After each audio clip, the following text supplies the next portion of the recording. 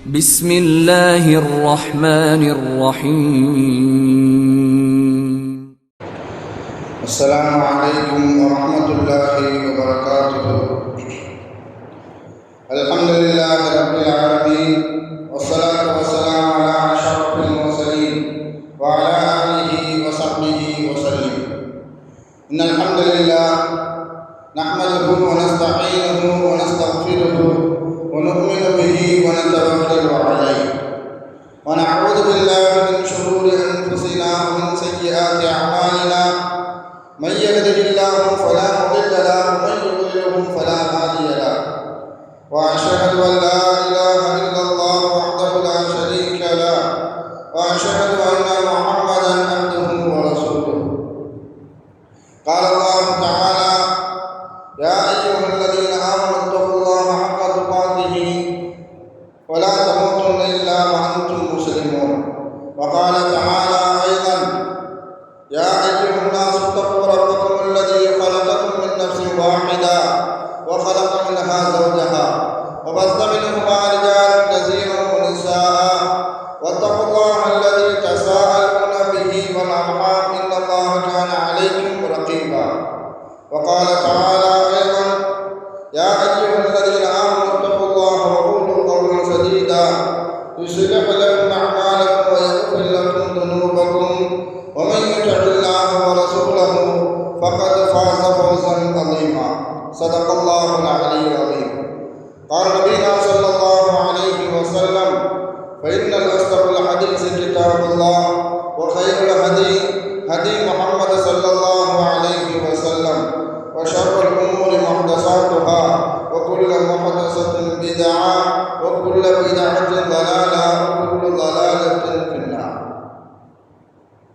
வார்த்தையில் சிறந்தது அல்லாஹ்வுடைய வார்த்தை என்றும், வழிகாட்டுதலில் சிறந்தது நபிகள் நாயகம் ஸல்லல்லாஹு அலைஹி வஸல்லம் அவர்களுடைய வழிகாட்டுதல் என்றும், காரியங்களில் மிக மிக கெட்டது மார்க்கத்தில் புதுமையை உண்டாக்குவது, ஒவ்வொரு புதுமையான காரியம் வழிகேடுகள் அனைத்தும் உங்களை நரகில் கொண்டு போய் சேர்க்கும் என்று நமது நபி ஸல்லல்லாஹு அலைஹி வஸல்லம் அவர்கள் தங்களுடைய ஒவ்வொரு சொற்பொழிவிலும் இந்த மனித சமுதாயத்திற்கு ஞாபகப்படுத்தியதை இந்த நல்ல சந்தர்ப்பத்தில் ஒன்று கூடியிருக்கின்ற உங்களுடைய சிந்தனையிலும் ஆரம்பமாக இந்த நபிமொழியை ஞாபகப்படுத்தி எனது உரையை ஆரம்பம் செய்கிறேன். அல்ஹம்துலில்லாஹ். கண்ணியமானவர்களே, அல்லாஹ் நல்லடியார்களே, அல்லாஹ் தஆலா தன்னுடைய ஏகத்துவ கலிமாவை எதிர்ப்பதற்காக வேண்டி இந்த உலகத்தில் எண்ணற்ற நபிமார்களையும் ரசூல்மார்களையும் அனுப்பி வைத்தான். அவர்கள் அனைவர்களுமே அல்லாஹ்வுடைய கட்டளையின்படி அவரவர்களுக்கு அனுப்பப்பட்ட சமுதாய மக்களிடத்தில் அல்லாஹ்வுடைய ஏகத்துவ கலிமாவை எத்தி வைத்தார்கள். அத்தனை நபிமார்களின் மீதும் ரசூல்மார்களின் மீதும் இறுதியாக வந்த நமது நபி ஸல்லல்லாஹு அலைஹி வஸல்லம் அவர்கள் மீதும் அவர்களுக்கு இறங்கிய இறை செய்தியை கண்ணால் கண்டும் காதால் கேட்டும் அப்படியே ஈமான் கொண்ட உத்தம சத்திய சஹாபாக்கள் சஹாபி பெண்மணிகள் மீதும் அவர்களுக்கு பின்வந்த தாபீன்கள் தபா தாபீன்கள் இமாம்கள் நல்லோர்களின் மீதும் குறிப்பாக இந்த ஜும்மாவில் அல்லாஹ்வை பற்றியும் அவனுடைய தூதர் முஹம்மது நபி ஸல்லல்லாஹு அலைஹி வஸல்லம் அவர்களை பற்றியும் தெரிந்து கொள்வதற்காக வேண்டி இங்கு ஒன்று கூடியிருக்கின்ற உங்கள் மீதும் என் மீதும் உங்களது குடும்பத்தாரின் மீதும் எனது குடும்பத்தாரின் மீதும் அல்லாஹ்வுடைய சாந்தியும் சமாதானமும் பொருத்தமும் மன்னிப்பும் இன்றும் என்றென்றும் உண்டாவதாக என்று கூறி எனது உரையை ஆரம்பம் செய்கிறேன். அல்ஹம்துலில்லாஹ்.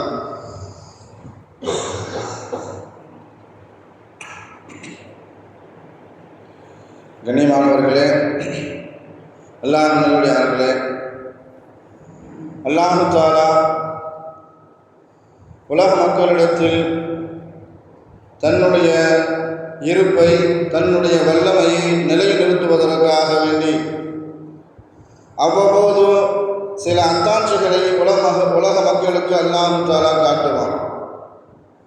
அதை காட்டுவதற்குண்டான காரணம் மக்களை நேர்படுத்துவதற்காக வேண்டியும் திருத்துவதற்காக வேண்டியும் சீர்படுத்துவதற்காக வேண்டியும் அல்லாஹ் தஆலா அந்த அத்தாட்சிகளை காட்டுவான். அந்த அத்தாட்சிகள் எப்படிப்பட்ட அத்தாட்சிகளாக இருக்கும் என்று பார்க்கும் பொழுது, இறைவன் அல்லாத மற்ற ஒட்டுமொத்த உலக சமூக மக்கள் அனைவரும் ஒன்று கூடினாலும் அந்த அத்தாட்சிகளுக்கு நிகராக எதையும் தடுத்து நிறுத்த முடியாது. உலக மக்கள் அனைவருமே அந்த அத்தாட்சிகளுக்கு முன்னால் மண்டியிட்டு நிர்கதியாக நிற்கக்கூடிய சூழல் அளவுக்கு அந்த அத்தாட்சிகள் இருக்கும். எல்லாம் அந்த அத்தாட்சிகளை எதற்காக வேண்டி நான் மக்களுக்கு காட்டுகிறேன் என்பதாக அல்லாஹ் குர்ஆனில் சொல்லி காட்டும் போது வமா நுர்சிலு பில் ஆயாத்தி இல்லா தஃபீஃபா, அல்லாஹ் அழகா சொல்லி காட்டுவான். மக்களை பயமுறுத்துவதற்காக வேண்டி, அச்சப்படுத்துவதற்காக வேண்டி நான் அத்தாட்சிகளை காட்டுகிறேன் என்பதாக அல்லாஹ் தஆலா சொல்லி காட்டுவான். நமக்கு முன்னால் எத்தனையோ சமூகங்கள் வாழ்ந்துவிட்டு சென்றிருக்கிறார்கள். அவர்களும் அல்லாஹ்வுடைய அத்தாட்சிகளை பல வகைகளை பார்த்திருக்கிறார்கள். நிகழ்கால சமூகமாக வாழ்ந்து கொண்டிருக்கின்ற நாம் கிட்டத்தட்ட 4 நூற்றாண்டுகளில் அல்லாஹ் தஆலா நமக்கு காட்டிய அத்தாட்சிகள் என்று எடுத்துக்கொண்டால் பெருகி வரக்கூடிய நிலநடுக்கங்கள், 4 நூற்றாண்டுக்கு முன்னாடி நாம் சந்தித்த சுனாமி என்ற பேரலைகள், அதே போன்று கொரோனா போன்ற பெருநோய்கள், இவ்வளவு அத்தாட்சிகளை நாம் அல்லாஹ்வுடைய அத்தாட்சிகளை கண்டு களித்திருக்கின்றோம். ஆனால் அறிவியல் வளர்ச்சியிலும் சரி, விஞ்ஞான வளர்ச்சியிலும் சரி, தொழில்நுட்ப வளர்ச்சியிலும் சரி நாங்கள் உச்சத்தை தொட்டுவிட்டோம் என்று சொல்லக்கூடிய பெரிய பெரிய வல்லரசு நாடுகளும் சரி, ஆராய்ச்சியாளர்களும் சரி, பெரிய பெரிய வல்லரசு நாடுகளில் கூட தொழில்நுட்ப கருவிகள் எல்லாம் எங்களிடத்தில் இருக்கிறது, அதற்குண்டான உபகரணங்களும் எல்லாம் எங்களிடத்தில் இருக்கிறது என்று மாறுதட்டு கொள்ளக்கூடிய வல்லரசு நாடுகளும் சரி, அல்லாஹ்வுடைய அத்தாட்சிகளான நிலநடுக்கத்திற்கு முன்னாலோ, சுனாமிக்கு முன்னாலோ, கொரோனாவுக்கு முன்னாலோ அவர்களுடைய அறிவியல் கண்டுபிடிப்புகளும் தொழில்நுட்பங்களும் தோற்று போய் நின்றதைத்தான் நாம் கண்டுகூடாக பார்த்தோம். நமக்கெல்லாம் ஒரு சந்தேகம் வரும். அல்லாஹ் தஆலா உலகத்தில் ஏற்படுத்தக்கூடிய பெரும் பெரும் சோதனைகளும் வேதனைகளும் கெட்டவர்களுக்கு மாத்திரம்தானே வர வேண்டும், நல்லவர்களுக்கும் சேர்ந்து ஏன் வருகிறது என்பதாக பலருக்கு பலவிதமான எண்ணங்கள் தோன்றும். இதற்கு அல்லாஹ் தஆலா சூரத்துல் அன்ஃபால்ல அல்லாஹ் தஆலா அழகா பதில் சொல்லுவான். வத்தகூ ஃபித்னத்தல் லா துஸீபன்னல்லதீன ஸலமூ மின்கும் ஹாஸா. நாம நினைக்கிற மாதிரி, நீங்க நினைக்கிற மாதிரி அல்லாஹ்வுடைய அத்தாட்சிகள், அல்லாஹ்வுடைய பெரும் வேதனைகள், பெரும் சோதனைகள் கெட்டவர்களுக்கு மாத்திரமல்ல, இருக்கக்கூடிய நல்லவர்களுக்கும் வரும். அந்த அத்தாட்சிகளை நீங்கள் பயந்து கொள்ளுங்கள் என்பதாக அல்லாஹ் தஆலா சூரத்துல் அன்ஃபால்ல சொல்லி காட்டுவார். வரக்கூடிய சோதனைகளாக இருந்தாலும் சரி, வேதனைகளாக இருந்தாலும் சரி, அது கெட்டவர்களை மாத்திரம், தீயவர்களை மாத்திரம் அது பாதிப்புக்குள்ளாகாது. அன்றைய சமயத்தில் அந்த சூழலில் வாழ்ந்து கொண்டிருக்கக்கூடிய நல்லவர்களையும் சேர்த்து அது பாதிக்கும் என்பது இந்த வசனத்தினுடைய உள்கருத்து. நமக்கு வந்த சந்தேகம் மாதிரியே சஹாபாக்களுக்கும் சந்தேகம் வந்துச்சு. ஸல்லல்லாஹு அலைஹி வஸல்லம் அவர்களுடைய மனைவிமார்களில் ஒருவராக இருந்த உம்மு ஸலமா ரலியல்லாஹு தஆலா அன்ஹா அவர்கள் ஸல்லல்லாஹு அலைஹி வஸல்லம் அவர்கள்ட்ட கேள்வி கேட்கிறாங்க. யா ரசூலல்லாஹ், அன்னுஹுலிகு வஃபீனா சாலிஹூன், நல்லவர்கள் எல்லாம் வாழ்ந்து கொண்டு இருக்கும் பொழுது நம்மை அல்லாஹ் தஆலா அழிப்பானா, நமக்கும் வேதனை வருமா, நம்மையும் அல்லாஹ் தஆலா ஒட்டுமொத்தமாக அழித்து விடுவானா என்பதாக உம்மு ஸலமா ரலியல்லாஹு தஆலா அன்ஹா ஸல்லல்லாஹு அலைஹி வஸல்லம் அவர்கள்ட்ட கேட்கிறாங்க. இந்த கேள்வியினுடைய உள்கருத்து என்னன்னு சொன்னா, கெட்டவர்களைத்தான வேதனை பாதிக்க வேண்டும், கெட்டவர்களைத்தான சோதனை வர வேண்டும், நல்லவர்களுக்கு ஏன் வருகிறது என்ற உள்கருத்தோடு உம்மு ஸலமா ரலியல்லாஹு தஆலா அன்ஹா ஸல்லல்லாஹு அலைஹி வஸல்லம் அவர்கள்ட்ட கேள்வி கேட்கிறாங்க. ஸல்லல்லாஹு அலைஹி வஸல்லம் அவர்கள் அழகாக பதில் சொன்னார்கள். கால நஅம், கெட்டவர்களுக்கு வரும் மாதிரியே நல்லவர்களுக்கும் சோதனை வரும். இதா கசுர ஹபுஸ, எப்பொழுது வெட்கக்கேடான காரியங்கள், பாவங்களும் அசிங்கங்களும் உலகத்தில் அதிகமாகுமோ அப்பொழுது கெட்டவர்களுக்கு வரக்கூடிய வேதனையும் சோதனையும் நல்லவர்களுக்கும் வரும் என்பதாக ஸல்லல்லாஹு அலைஹி வஸல்லம் அவர்கள் அழகாக சொல்லி காட்டினார். சொன்னால் அநீதக்காரர்களுடைய முடிவை பற்றி அல்லாஹ் குர்ஆன்ல சொல்லி காட்டும் பொழுது குல் சீரு ஃபில் அர்தி ஃபன்துரு கைஃப கான ஆகிபத்துல் முஜ்ரிமீன். கெட்டவர்களுடைய முடிவு, அவர்களுடைய முடிவு எப்படி ஆனது என்பதை உலகம் பூரா நீங்கள் சுற்றி பாருங்கள் என்பதாக அல்லாஹ் சொல்லி காட்டுவான். உலகத்தில் எங்க வேணாலும் பாருங்க, தீயவர்களுடைய முடிவு எப்படி இருந்தது என்பதை நீங்கள் கற்றுப்பாருங்கள், சுற்றி பாருங்கள் என்பதாக அல்லாஹ் நமக்கு இந்த வசனத்தின் மூலமாக எச்சரிக்கை செய்வான். என்ன சொன்னால், ஒவ்வொரு காலகட்டத்திலும் மனிதனுடைய வாழ்க்கை ஒவ்வொரு காலகட்டத்திலும் மாற்றத்தை உண்டாக்கி கொண்டே இருந்தது. சிலர் பணமும் காசும் அதிகமாக இருந்ததனால் அவர்களுடைய ஆட்டம் வேற மாதிரி இருக்கும். சிலவர்களுடைய பதவியின் காரணமாக அவர்கள் ஆட்டம் போடுவார்கள். சிலர்கள் அதிகாரம் இருந்ததன் காரணத்தினால் அந்த அதிகாரத்தை துஷ்பிரயோகம் செய்வார்கள். இப்படிப்பட்டவர்களுடைய முடிவெல்லாம் எப்படி இருக்கும் என்பதைத்தான் நான் மேல் கூறிய வசனத்தின் மூலமாக உம்மத்திற்கு அல்லாஹ் தஆலா தெளிவுபட சொல்லி காட்டுவார். என்ன சொன்னா, யார் எவ்வளவு அநியாயம் செய்தாலும் சரி, உலகத்தில் நடக்கக்கூடிய எல்லா நிகழ்வுகளும் நமக்கு ஒரு வசனத்தை நமக்கு அல்லாஹ் தஆலா தெளிவுபடுத்தி காட்டுவான். வல்லாஹு காலிபுன் அலா அம்ரி வலாக்கின் அக்ஸரன் நாஸி லா யஅலமூன். சூரத்து யூசுஃப்ல யூசுப் அலைஹிஸ்ஸலாத்திற்கு அவர்களுடைய சகோதரர்கள் மற்றவர்கள் செய்த அநியாயத்தை குறித்து அவர்கள் சொல்லி காட்டும் பொழுது பெரிய அளவுக்கு யூசுப் அலைஹிஸ்ஸலாம் அல்லாஹ் சோதிச்சான், சோதனைக்கு உள்ளாக்கப்பட்டார்கள். இப்படியெல்லாம் சோதனைக்கு உள்ளாக்கப்பட்டாலும் கடைசியில் யார் ஜெயிப்பா, யாருக்கு வெற்றி கிடைக்கும் என்பதை அல்லாஹ் சொல்லி காட்டும் பொழுது வல்லாஹு காலிபுன் அலா அம்ரி, அல்லாஹ் அவனுடைய காரியத்தில் நிச்சயமாக வெற்றி பெறுவான். பலருக்கு தெரிவதில்லை என்பதாக அல்லாஹ் சொல்லி காட்டுவான். நான் சமீபத்தில் இந்த வருடத்தினுடைய ஆரம்பத்திலிருந்து இந்த கடந்த வாரங்களில் உலக மக்களையே கவனத்தை ஈற்ற நிகழ்வுகள் அப்படின்னு சொன்னால் 2 நிகழ்வுகளை எடுத்துக்கொள்ளலாம். கடந்த 19ஆம் தேதி கிட்டத்தட்ட 1.5 ஆண்டுகளுக்கு மேலாக 475 நாட்களுக்கு மேலாக நடைபெற்ற இஸ்ரேலுக்கும் பலஸ்தீனத்திற்கும் நடைபெற்ற போருக்கு இடைக்கால போர் நிறுத்த ஒப்பந்தம் கடந்த 19ஆம் தேதி ஒப்பந்தமாகியது.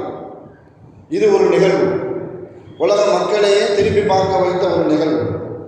ரெண்டாவது, இன்னொரு அதுக்கு முன்னாடி போய் பார்த்தோம்னு சொன்னால், இந்த வருடத்தினுடைய ஆரம்பத்தில் 7ஆம் தேதியிலிருந்து, இந்த மாதத்தினுடைய ஆரம்பத்தில் 7ஆம் தேதியிலிருந்து கிட்டத்தட்ட ஒரு 10 நாட்கள் அமெரிக்காவில் இருக்கக்கூடிய கலிஃபோர்னியாவில் லாஸ் ஏஞ்சலில் ஏற்பட்ட மிகப்பெரிய ஒரு தீ, காட்டுத்தீ. அங்கு இருக்கக்கூடிய பல்லாயிரக்கணக்கான ஏக்கர் நிலங்களையும் வீடுகளையும் கட்டடங்களையும் தொழிற்சாலைகளையும் எதையுமே விட்டு வைக்கல. கிட்டத்தட்ட அனைத்தையும் தன்னுள்ள ஆக்கி கொண்ட அந்த காட்டுத்தீ அனைத்தையும் பசுமமாக்கிவிட்டது. இந்த 2 சம்பவங்களும் உலக மக்களுடைய கவனத்தை ஈர்த்திருக்கிறது. உலகத்தில் நடக்கக்கூடிய இந்த 2 நிகழ்வுகளையும் பார்க்கும் பொழுது நாம் மேற்கூறிய 2 வசனத்தையும் மறுபடியும் நினைவு கூற கடமைப்பட்டு இருக்கிறோம். அல்லாஹ் சொல்லி காட்டினா, குல் சீரு ஃபில் அர்தி ஃபன்துரு கைஃப கான ஆகிபத்துல் முஜ்ரிமீன். அநீதிக்காரர்களுடைய முடிவு, அவர்களுடைய முடிவு கடைசி சமயம் எப்படி இருக்கும் என்பதை உலகத்தை நீங்கள் சுற்றி பாருங்கள். 2வது வசனம் சூரத்து யூசுப். அநீதிக்காரர்கள் உலகத்தில் என்ன ஆட்டம் போட்டாலும் சரி, கடைசியில் ஜெயிக்கிறது அல்லாஹ்வாதான். கடைசியில் அல்லாஹ் என்ன செய்வான்? ஜெயித்து விடுவான். ஏன்னு சொன்னால், கிட்டத்தட்ட 75 ஆண்டு காலத்துக்கு மேலாக, 75 வருடங்களுக்கு மேலாக ஒரு மஸ்ஜிதிற்காக வேண்டி, மஸ்ஜிதுல் அக்ஸா என்று சொல்லக்கூடிய அந்த புனித தலத்திற்காக வேண்டி, இது உலக முஸ்லிம்களின் பள்ளிவாசல்கள் தான் என்பதை நிரூபிப்பதற்காக வேண்டி 75 வருஷமாக போராட்டம் நடந்துகிட்டு இருக்கு. அதுலேயும் குறிப்பாக இந்த 1.5 ஆண்டு காலம், 475 ஆண்டு காலம், 475 நாட்களாக போரே நடத்தப்பட்டு இருக்கிறது. இந்த போரில் முஸ்லிம்களுடைய ஷஹீதுகளுடைய எண்ணிக்கை, மரண எண்ணிக்கை எடுத்துக்கொண்டால் 47,000 பேர் ஷஹீதாக்கப்பட்டு இருக்கிறார்கள். இந்த புனித ஸ்தலம் பைத்துல் முகத்தஸ் முஸ்லிம்களுக்கு சொந்தமானது, உலக முஸ்லிம்களுக்கு சொந்தமானது என்பதை நிரூபிப்பதற்காக வேண்டி அங்கு இருக்கக்கூடிய பலஸ்தீன மக்கள் 47,000 பேர் கிட்டத்தட்ட ஷஹீதாக்கப்பட்டிருக்கிறார்கள். பல லட்சம் முஸ்லிம்கள் கிட்டத்தட்ட நிரந்தரமாக ஊனமாக்கப்பட்டிருக்கிறார்கள். அந்த ஊனத்திலிருந்து அவர்களால் மீண்டு வரவே முடியாது, அந்த அளவுக்கு அவர்கள் ஊனமாக்கப்பட்டிருக்கிறார்கள். வாழ்வாதாரத்தை இழந்து, வீடுகளை இழந்து, தன்னுடைய உறவுகளை இழந்து, அடிப்படை வசதிகளை இழந்து, குடிக்க தண்ணீர் கிடையாது, சாப்பிடுவதற்கு உணவு இல்லை, உடுத்துவதற்கு ஆடை இல்லை, தங்குவதற்கு வீடு இல்லை, இன்னும் சொல்ல போனால் மின்சாரம் கிடையாது, எல்லாத்தையும் இழந்து அங்கு மக்கள் தவித்துக் கொண்டிருக்கிறார்கள். இந்த குளிர் காலகட்டத்தில் அவர்கள் இரவை கழிக்கக்கூடிய நாட்களை நாம் காட்சிகளாக பார்க்கும் பொழுது ஒரு கணம் நம்மளுடைய உள்ளம் கனத்து கண்களிலிருந்து கண்ணீர் வருகிறது. அந்த அளவுக்கு அந்த மக்கள் மிகப்பெரிய அளவுக்கு இன்னலாக்கப்பட்டிருக்கிறார்கள்.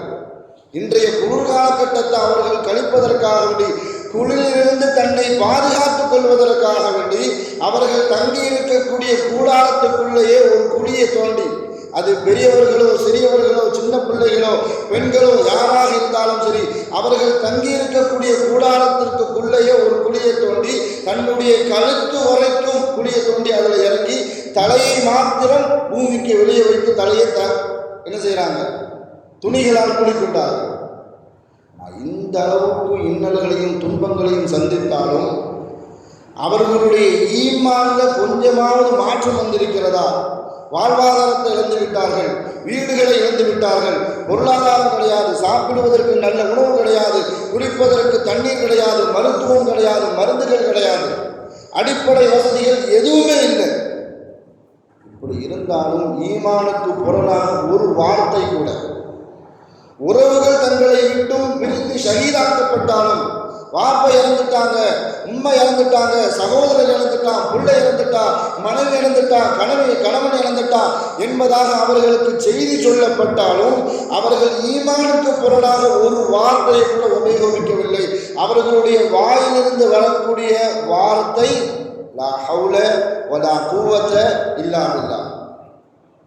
இந்த வார்த்தையை தான் அவர்கள் சொல்லி காட்டினார்களே தவிர, அல்லது அல்ஹம்துலில்லாஹ், இந்த வார்த்தை தான் பலஸ்தீன மக்கள் இதைத்தான் அவர்கள் உபயோகப்படுத்துகிறார்கள். இதற்கு முரணாக அவர்கள் எந்த வார்த்தையுமே உபயோகப்படுத்தல. அமெரிக்காவில் எரியக்கூடிய தீயை பற்றி தொலைக்காட்சிகளிலும் பத்திரிகைகளிலும் இணையதளங்களிலும் பல பேர் பல கருத்தை தெரிவித்தாலும் ஒரு முஸ்லிமுடைய பார்வை எப்படி இருக்க வேண்டும்? ஸல்லல்லாஹு அலைஹி வஸல்லம் அவர்கள் நமக்கு அழகான முறையில் நமக்கு வழிகாட்டுவார்கள். ஒரு முஸ்லிம்களுக்கு எப்பொழுதுமே ஒரு பண்பு இருந்து கொண்டே இருக்க வேண்டும். அந்த பண்பு என்னன்னு சொன்னா, தீமைக்கு எதிரான போராட்டம்.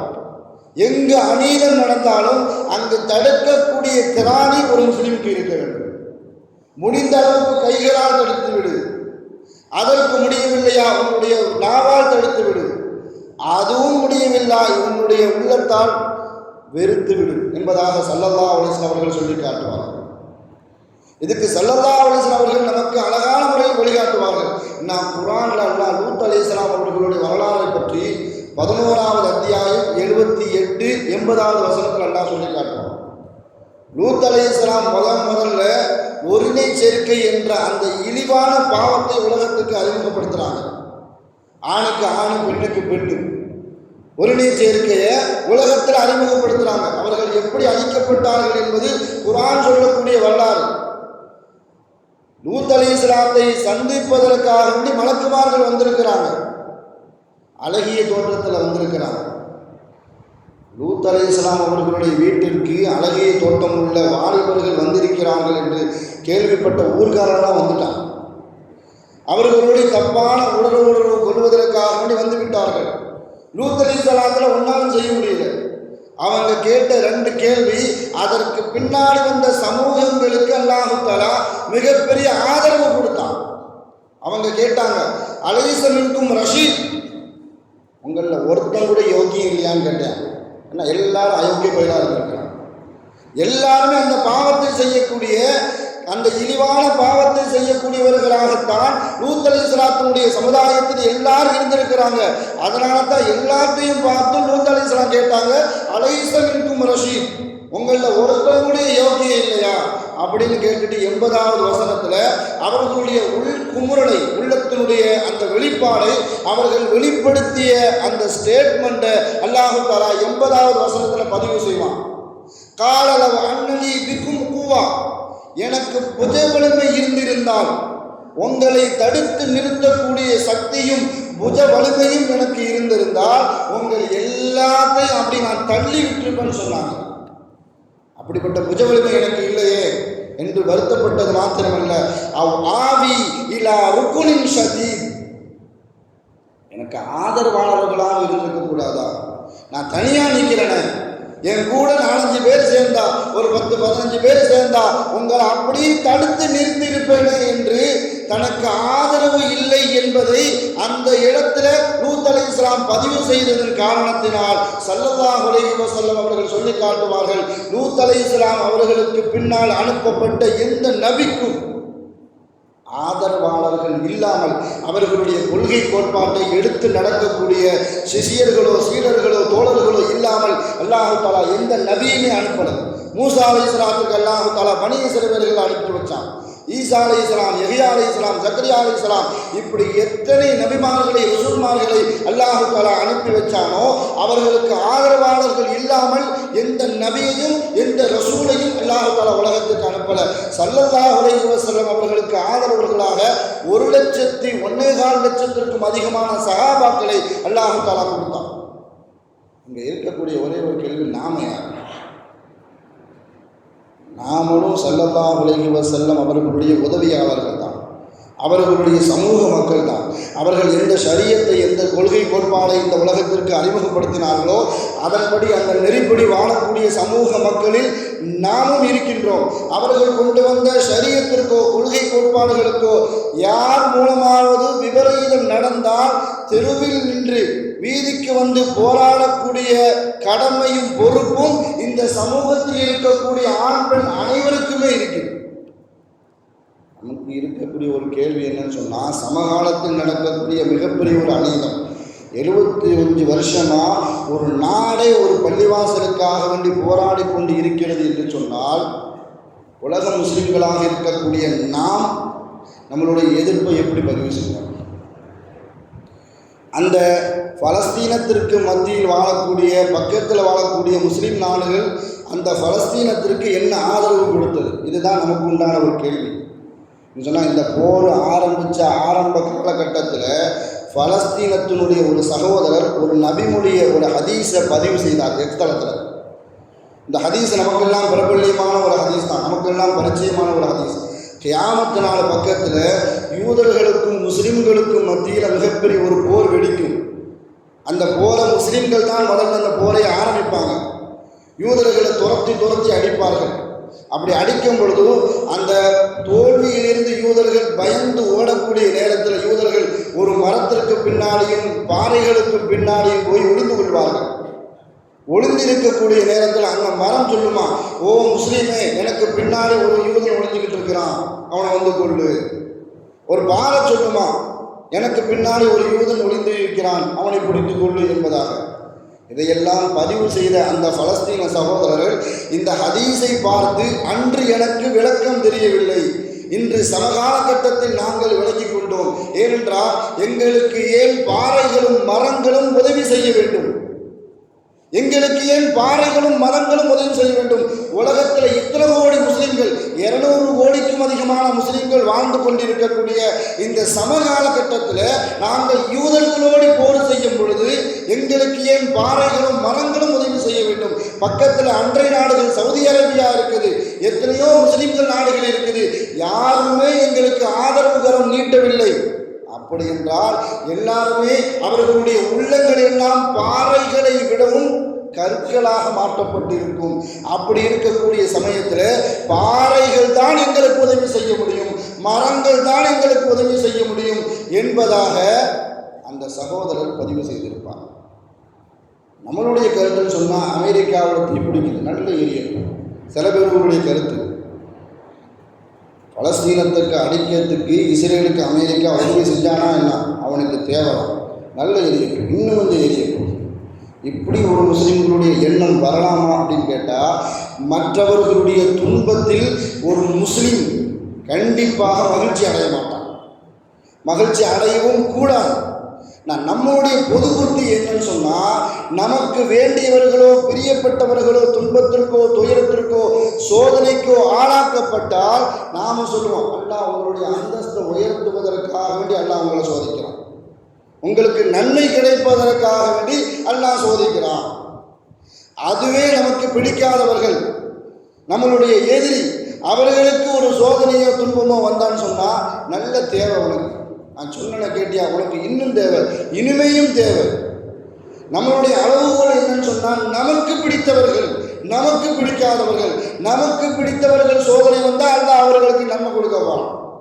நமக்கு பிடிக்காதவர்களுக்கு அல்லாஹ் சோதனை கொடுத்தா அவர்களுக்கு தேவை, அந்த சோதனை அவர்களுக்கு வர வேண்டியதுதான் என்பதாக பொது புத்தியில இருந்து நாம சொல்றோம். இப்படி தீர்ப்பு செய்வதற்கு எந்த முஸ்லிம்களுக்கும் அதிகாரம் இல்லை. இப்படி தீர்ப்பு செய்யலாமான்னு கேட்டா இந்த தீர்ப்பு செய்வதற்கு எந்த முஸ்லிமுக்கும் அதிகாரம் இல்லை. நாம யோசிக்கணும், அல்லாஹ்வுக்கு பிடித்தமானவர்களா, அல்லாஹ்வுக்கு பிடிக்காதவர்களா, அப்படித்தான் நாம சிந்திக்க வேண்டுமே தவிர நமக்கு பிடித்தவர்கள் நமக்கு பிடிக்காதவர்கள் அல்லாஹ் சோதிக்கும் பொழுது நன்மை, அல்லாஹ் பிடிக்காதவர்களை சோதிக்கும் பொழுது அவர்களுக்கு இன்னும் வேண்டும் என்பதாக பொது புத்தியிலிருந்து யோசிக்க கூடாது. அப்படி சோதிக்க சொல்லையும் அல்ல மார்க்கம் நமக்கு வழிகாட்டல. அல்லாஹ் ஒரு மனிதர்களை எப்படியெல்லாம் சோதிப்பான்னு சொல்லி அல்லாஹ் குர்ஆன்ல சொல்லி காட்டுவான். குல் ஹுவல் காதிரு அலா ஐயபஅஸ அலைக்கும் அதாபம் மின் ஃபௌகிக்கும் வ மின் தஹ்தி அர்ஜுலிக்கும். உங்களுக்கு மேலே இருந்து சோதிப்பேன், உங்களுக்கு கீழே இருந்து சோதிப்பேன். மேலே இருந்து சோதனைன்னு சொன்னால் முன்னாடி காலகட்டத்தில் லூத் அலைஹிஸ்ஸலாத்துடைய சமுதாயத்தை அல்லாஹ் தஆலா கற்களுடைய மலைகளை கொண்டு அழிச்சான். வானத்திலிருந்து கற்கள் மலைகளாக பொழிந்தது, அப்படி அல்லாஹ் அழிச்சான். நூஹ் அலைஹிஸ்ஸலாத்துடைய சமுதாயத்தை கீழிருந்து தண்ணி வந்து அழிந்தது, மேலிருந்து தண்ணி வந்து அல்லாஹ் தஆலா அழிச்சான். காபத்துல்லாவை இடிக்க வந்த ஆபிரகாம் மன்னனையும் அவர்களுடைய யானை படையையும் அல்லாஹ் தஆலா சின்ன சின்ன கற்களை கொண்டு, சின்ன சின்ன பறவைகளை கொண்டு மேலிருந்து கல்லறியை வச்சு அல்லாஹ் தஆலா அழிச்சான். இப்படியும் எடுத்துக்கலாம். அப்படி இல்லைன்னு சொன்னால் நமக்கு மேல் இருக்கக்கூடிய ஆட்சியாளர்கள், நமக்கு மேலிருந்து நிர்வாகம் செய்யக்கூடியவர்கள், அவர்கள் மூலமாகவும் உங்களுக்கு சோதனை வரும். உங்களுக்கு கீழே இருக்கக்கூடியவங்க அப்படின்னு சொன்னால் உங்களுடைய மனைவி, உங்களுடைய பிள்ளைகள், உங்களுடைய வேலைக்காரர்கள், அவர்கள் மூலமாகவும் உங்களுக்கு சோதனை வரும் என்பதாக இந்த வசனத்திற்கு விளக்குரையாளர்கள் அழகான முறையில் விளக்கம் சொல்வார்கள். அவ் எல்பிஸ ஷிஅன் வ யுதீக பஅலக்கும் பஅஸபா. இப்படி இல்லைன்னு சொன்னால் உங்களுக்குள்ளேயே கருத்து வேறுபாடு செய்து, உங்களுக்குள்ளேயே நீங்கள் சண்டை போட்டுக்கொண்டு, உங்களுக்குள்ளேயே போரடி வைத்து உங்களை நான் சோதிப்பேன் என்பதாக அந்த வசனத்தில் அல்லாஹ் தஆலா சொல்லி காட்டுவான். இப்படியெல்லாம் சோதித்து கொண்டு இருக்கும் பொழுது அமெரிக்கா ஏன் பற்றி எரியும்? எல்லாத்துக்கும் பலவிதமான கருத்து. அமெரிக்காவில் அந்த 3 இடத்துல சேட்டலைட்டில் இருந்து ஃபோட்டோவை எடுத்து வீடியோ எடுத்து பார்க்குறாங்க. 3 இடத்துல தீ பற்றி எரியுது ஒரே நேரத்தில். 7 மணினா 7 மணிக்கு 3 மணிக்கு 3 இடத்துலையும் தீ பற்றி எரிகிறது. யார் வச்சா எப்படி? பல பேர் பலவிதமான கருத்துக்களை சொன்னாலும் பல பேருடைய ஒரே கருத்து, இது அல்லாஹ்வுடைய எச்சரிக்கை. இதில் எந்த மாற்று கருத்தும் இல்லை. இது அல்லாஹ்வுடைய எச்சரிக்கை.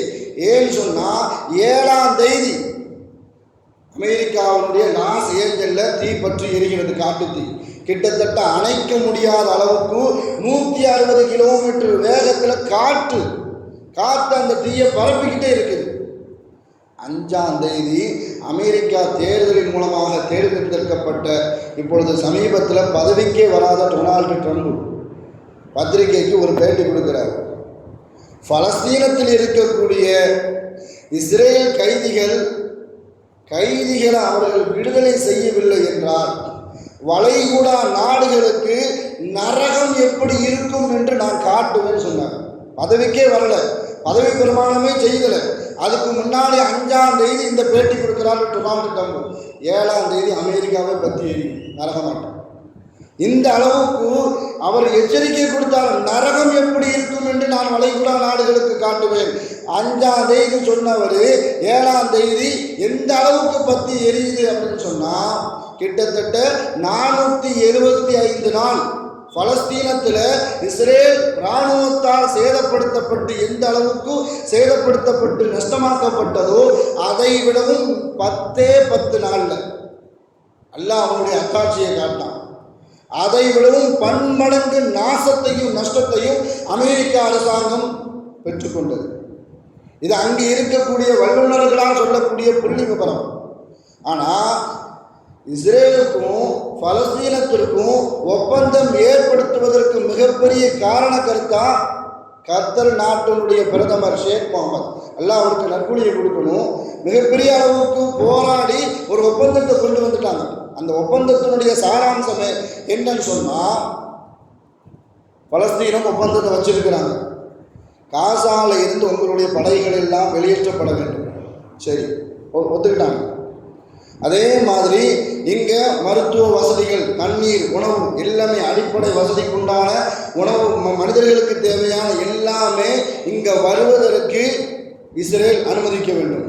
சரி, அதே மாதிரி கைதிகளுடைய பரிமாற்றம், நாங்கள் ஒரு ஆளை தான் விடுதலை செய்வோம், நீங்கள் 50 பேர் விடுதலை செய்வோம். நாங்கள் ஒரு ஆளை தான் விடுதலை செய்வோம். ஏன்னா பல்லாயிரக்கணக்கான கைதிகள் இஸ்ரேல் அரசாங்கத்தில் இருக்கிறாங்க.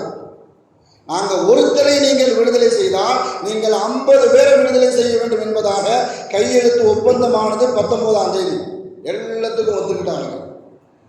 ஏன் இஸ்ரேல் அரசாங்கம் இந்த ஒப்பந்தத்திற்கு கையெழுத்து விட்டது, ஏன் இசைந்து கொடுத்தது? எல்லாம் குர்ஆனில் யூதர்களுடைய புத்தியை பற்றி அல்லாஹ் குர்ஆனில் சொல்லி காட்டுறோம். சூரத்து பக்ரால சும்ம அன்தும் ஹாஉலாஇ தக்துலூன அன்ஃபுஸகும் வதுக்ருஜூன ஃபரீகம் மின்கும் மின் தியாரிஹிம் தலாஹரூன அலைஹிம் பில் இஸ்மி வல் உத்வான்.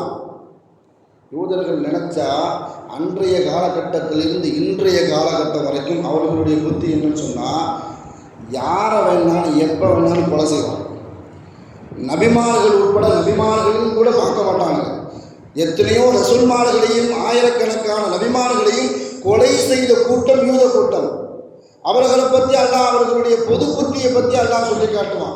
அவர்கள் உலக மனிதர்கள், எந்த மனிதநேயமே இல்லாமல் எத்தனையோ மனிதர்களை கொன்று குவிப்பார்கள். அதே மாதிரி அவர்களுடைய மக்களுடைய வீடுகளிலிருந்து நாடுகளிலிருந்தும் அவர்களை வெளியேற்றுவார்கள். அநியாயம் என்றும் அக்கிரமம் என்றும் அவர்களுக்கு ஒன்றுமே தெரியாது. சர்வசாதாரணமாக அநீதமும் அக்கிரமமும் அவர்கள் செய்து கொண்டிருப்பார்கள். அப்படி சொல்லிட்டு அல்லாஹ் சொல்லி காட்டுவான், ஒய்யத்துக்கும் உசாரா, அவர்களுக்கு ஒரு துன்பம் வந்து விட்டால் துஃபாதுக்கும் காலில் விட்டுருவான்.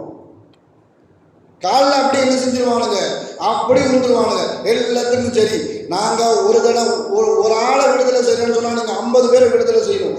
ஏன்னு சொன்னால் இஸ்ரேல் இராணுவத்தினுடைய கைதிகள் பலஸ்தீனத்தினர்களிடம் 250 பிணை கைதிகள் இருக்கிறார்கள். எங்கே வச்சிருக்கிறாங்கன்னு சொல்லி எவனுக்கும் தெரியல. நாடையே அழைத்து விட்டதாக இஸ்ரேல் அரசாங்கம் எண்ணிக்கொண்டிருக்கக்கூடிய சூழலில் 250 பேர் எங்கே இருக்கிறான் யாருக்கும் தெரியாது. எங்கே வைத்திருக்கிறார்கள் யாருக்கும் தெரியாது. அதனால தான் இவர்கள் வைத்த ஒப்பந்தம், நாங்கள் ஒருத்தரை விடுதலை செய்யலாம், நீங்கள் 50 பேர் விடுதலை செய்யணும். அதே மாதிரி தான் அல்லாஹ் சொல்லி காட்டுவான், ஒய்யத்துக்கும் முசாரா, அவர்களுக்கு ஒரு துன்பம் வந்துவிட்டால் துஃபாதுகும், அப்படி அடங்கி விடுவார்கள். எதற்கும் எந்த காரியத்திற்கும் அவர்கள் இசைந்து விடுவார்கள் என்பதை அல்லாஹ் தஆலா சூரத்துல் பக்ரால சொல்லி காட்டுவான். இதெல்லாம் நமக்கு உணர்த்தக்கூடிய பாடம். எவ்வளவு துன்பங்களுக்கும் இன்னல்களுக்கும் ஆளாக்கப்பட்ட பலஸ்தீன மக்கள், அவர்கள் வாயிலிருந்து வந்தது லா ஹவுல வலா குவத இல்லா பில்லா. உறவுகள் மரணித்து விட்டாலும் வாழ்வாதாரத்தை இழந்தாலும் அவர்கள் சொன்ன வார்த்தை அல்ஹம்துலில்லாஹ். நம்மளுடைய வாழ்நாளில் நம்மளுடைய பாடமாக எடுத்துக்கணும். நம்மளுக்கு துன்பம் வந்துட்டே துயரம் வந்துட்டே என்பதாக மற்றவர்களிடத்தில் புலம்பி துளைக்காமல் அல்லாஹ்விடத்தில் முறையிடக்கூடிய தன்மையை நாம் வளர்த்து கொள்ளக்கூடிய நல்லடியார்கள் கூட்டத்தில் அல்லாஹ் தஆலா நம் அனைவரையும் சேர்ந்தருள் புரிவானாக. வாழும் காலமெல்லாம் மருத்துவமனை கஷ்டங்கள், அதன் செலவுகள், சிரமங்கள் அனைத்தையும் விட்டும் அல்லாஹ் தஆலா நம்மை பரிபூர்ணமாக பாதுகாப்பானாக.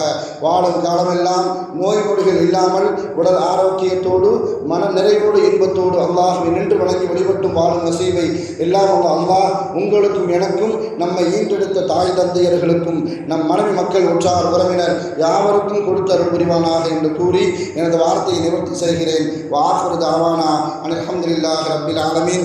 அஸ்ஸலாமு அலைக்கும் வரஹ்மத்துல்லாஹி வபரகாத்துஹு.